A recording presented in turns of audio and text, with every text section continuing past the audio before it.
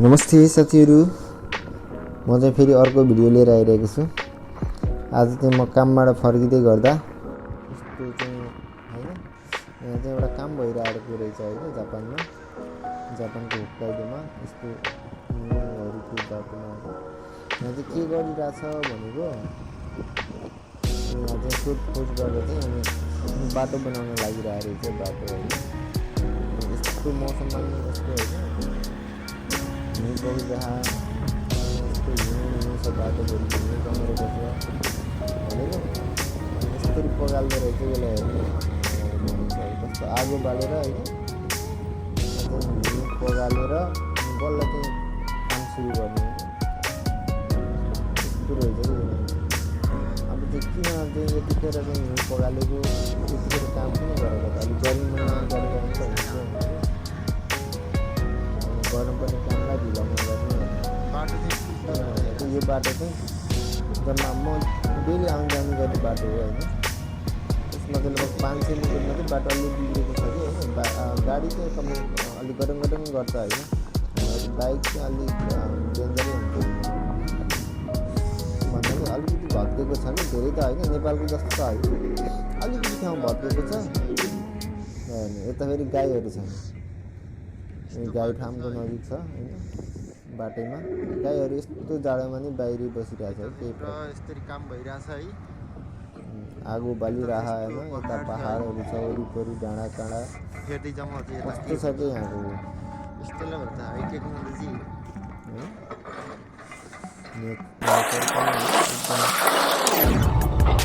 जम्मा 500 मिटरको बाटो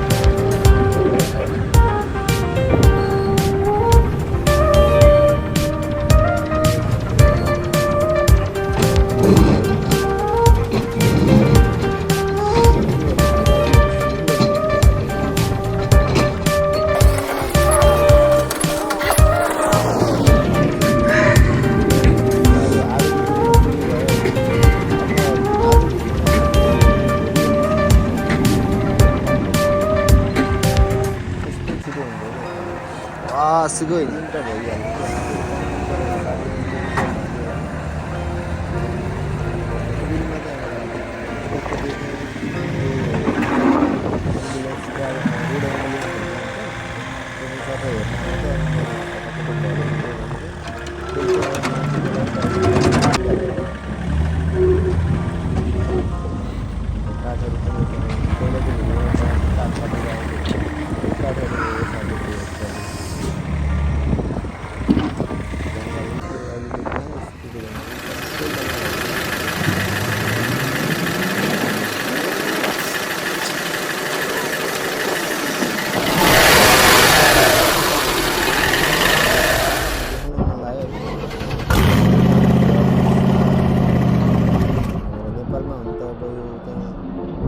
सबै रोडहरू भत्काएको छ।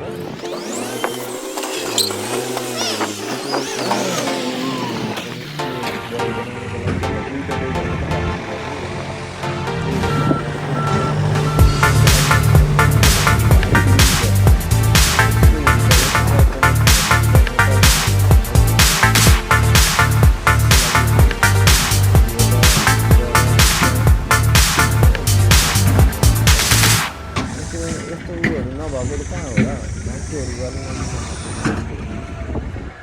उनीहरूले पनि यहाँ अब हिउँ परेर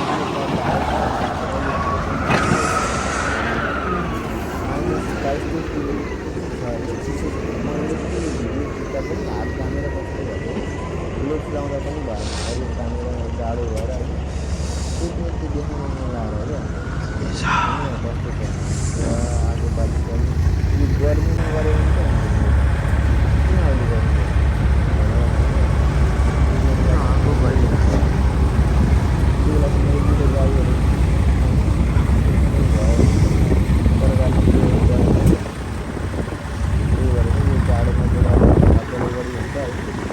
गरेर बगालेर हालेर अलिकति झन्डै हुन्छ त्यही पनि गर्छन् कि गार्डनरहरूले कामको लागि चाहिँ बिहान काम गर्छ कति खटेर काम गर्छ